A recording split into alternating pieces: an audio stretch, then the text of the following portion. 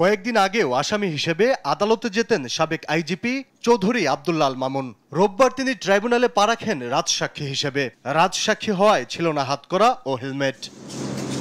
কড়া নিরাপত্তার চাদরে ঢাকা ছিল আন্তর্জাতিক অপরাধ ট্রাইব্যুনাল। বিচারিক কার্যক্রম শুরুর পূর্বেই আলোচিত মামলা নিয়ে নিজের পর্যবেক্ষণ ও মূল্যায়ন তুলে ধরেন রাষ্ট্রের প্রধান আইন কর্মকর্তা। বলেন, যতই বাধা আসুক ন্যায় বিচারের পথে এগিয়ে যাবে রাষ্ট্রপক্ষ। প্রচলিত আইনে সর্বোচ্চ সাজা চান তিনি। ব্যক্তি নয়, অপরাধ এখানে মুখ্য। ব্যক্তি যেই হোক না কেন, অপরাধের ধরন, অপরাধের সংজ্ঞা, অপরাধের উপাদান যেখানে আছে সেটার বিচার করার জন্য আমরা দৃঢ় সংকল্পবদ্ধ। যে কারণে আমরা বিচার চাই। বাংলাদেশের গত জুলাই বিপ্লবে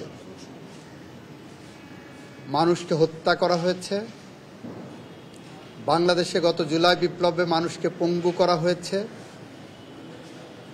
এই পরিস্থিতিতে এটা একটা অপরাধ আমাদের প্রচলিত আইনে।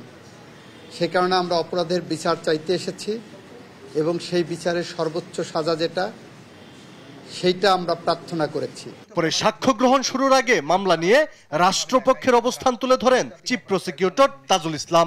জানান, এই বিচার অতীতের হিসাব নিকাশ নয়, ন্যায় বিচার প্রতিষ্ঠার এক দৃপ্ত পদক্ষেপ। তারা ৩-২ ধারার অধীনে সংগঠিত অপরাধের জন্য সর্বোচ্চ কমান্ড রেসপন্সিবিলিটি বহন করেন। ন্যায় বিচার ও জবাবদিহিতার পরীক্ষা এই মামলার মূল প্রতিপাদ্য আইনের শাসনের সেই মূলনীতি যে কারো পদমর্যাদা বা পূর্বের অবস্থান যাই হোক না কেন, কেউই আইনের ঊর্ধ্বে নয়। এই মামলায় প্রথম সাক্ষী হিসেবে আদালতে সাক্ষ্য দেন নারায়ণগঞ্জের সাইনবোর্ড এলাকার পুলিশের গুলিতে আহত খোকন চন্দ্র বর্মন। আলী আকাশ, দেশ টিভি, ঢাকা।